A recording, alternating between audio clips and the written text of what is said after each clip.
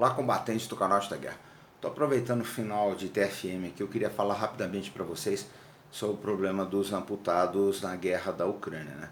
Eu já falei, já fiz vídeo aqui falando disso, a gente fez um cálculo aí com base em estatísticas de jornais americanos, né, dos amputados, de que a Ucrânia poderia ter aí uns 300 mil mortos, porque sempre tem uma correlação, mas pelo que a gente está vendo aí, aconteceu o seguinte: a CNN admite 19 mil amputados em 18 anos de guerra, em 18 meses de guerra, perdão. Só que o que acontece, as outras estatísticas por aí falam em mais. Eu acho que muito provavelmente é um número maior que esse.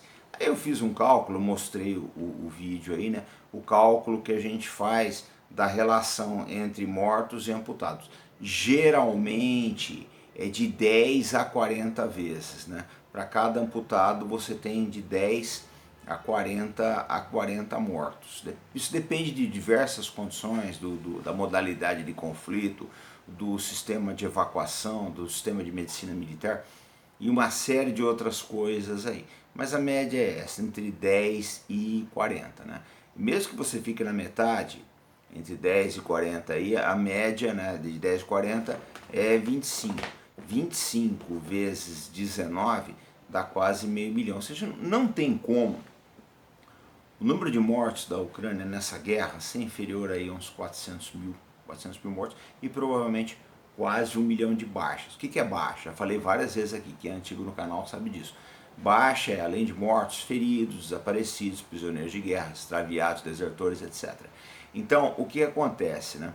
A gente calcula que tem aí 1 milhão de baixas na Ucrânia. Um país aí de uns 36 milhões de habitantes é muita coisa, quase 3% da população. Ou seja, a gente calcula que a Ucrânia está numa situação bastante difícil.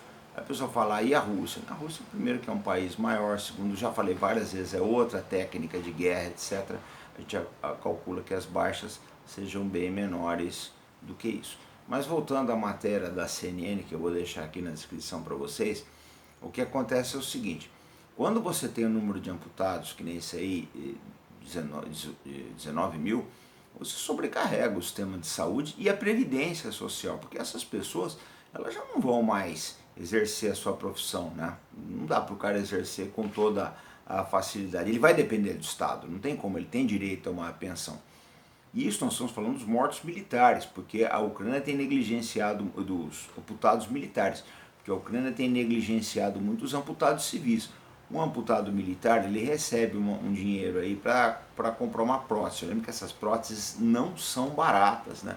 Eles precisam, além da pensão, além das indenizações, você tem os custos também da reabilitação, porque você precisa de profissionais, né, treinados aí na reabilitação, médicos, fisioterapeutas, etc. A pessoa ela precisa de todo um tratamento. Enfim, a tragédia ucraniana não tem limite. Agora, tem uma coisa que é pior nisso tudo, né? Que eu não concordo muito com esses dados da CNN. Eu não acho que são só 19 mil amputados. Eu acho que é muito mais, né? Em virtude de uma série de coisas aí que a gente já viu, da experiência que a gente tem aí de análise desse conflito, de quase né, 2 anos aí, em fevereiro agora vão se completar 2 anos. Então a gente acha que o número de amputados é muito maior. E o que acontece? Olha o Boris tocando horror aqui. O que acontece, né? Outros países vão ter que ajudar a Ucrânia. Eles sozinhos não têm condições de lidar com todo esse problema. Tá? Então muita gente está se tratando na Alemanha, até Portugal foi consultado aí sobre a possibilidade, né, de ajudar aí, pelo menos com fisioterapeutas, etc. Enfim, é uma situação muito complicada essa, pela qual está passando a Ucrânia. Por quê? Porque na verdade é um tipo de guerra, principalmente essa ofensiva agora que bateu num paredão defensivo da Rússia, é um tipo de guerra que enfrenta muito campos minados. E a mina, ao contrário do que as pessoas pensam, ela não é desenhada para matar o soldado, é desenhada para amputar, para causar ferimentos, né? Genitais, membros inferiores, etc. E a Rússia é especialista em minas, eles sempre tiveram umas fábricas de minas muito boas. No Afeganistão, muita gente foi amputada em virtude das minas soviéticas, hoje Rússia.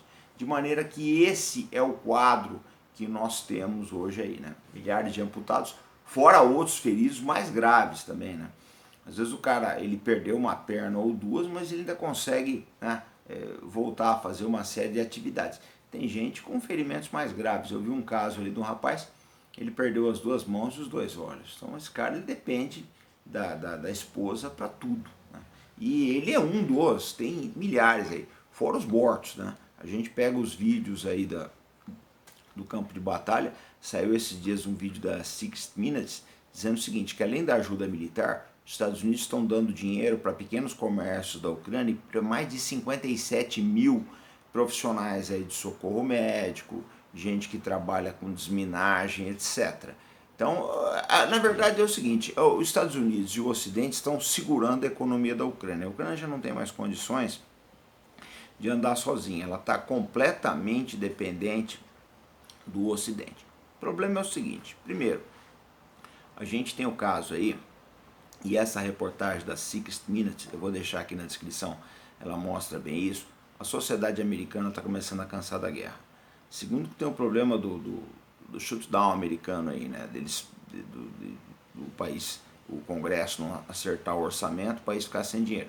Terceiro, que nós temos as eleições à vista aí o ano que vem, né, e dificilmente um candidato republicano, seja o Trump ou seja o outro aí, ou vários democratas, vão continuar continuam querendo essa guerra aí. Lógico que tem muita falácia, muita coisa promessa de eleição, o cara chega lá e às vezes se vê obrigado a continuar. Mas o que a gente quer colocar é que a situação está bem difícil para o presidente Joe Biden, que é um dos principais apoiadores dessa guerra. As possibilidades dele dobrar o mandato estão bastante reduzidas. Saiu uma pesquisa essa semana aí dizendo que o Donald Trump está 10 pontos à frente do Biden, né, nas pesquisas de prévias eleitorais aí. O Joe Biden até pode conseguir se reeleger, vai ser uma coisa muito difícil. E mesmo assim a gente precisa saber, né, em que estado que ele vai chegar com essa reeleição aí. Porque dependendo das condicionantes, ele pode ser obrigado, ele pode ganhar e ser obrigado a reduzir aí substancialmente a ajuda militar. Eu preciso lembrar o seguinte, a Ucrânia se mantém enquanto ela tiver uma ajuda militar substantiva, que é bastante alta, né? Os Estados Unidos e seus aliados aí já gastaram aí 150, 160 bilhões de dólares com a Ucrânia. O que eu quero dizer com isso? É que mesmo que ganhe Biden, ou ganhe quem quer que seja, né, o próximo presidente decida continuar com a guerra, ele vai ter que manter essa torneira no mesmo nível, na mesma velocidade, da mesma intensidade, essa torneira financeira, o que não é fácil, que não vai ser fácil, porque se ele fechar só um pouco a torneira, a Ucrânia cai como caiu Saigon no Vietnã em 1975.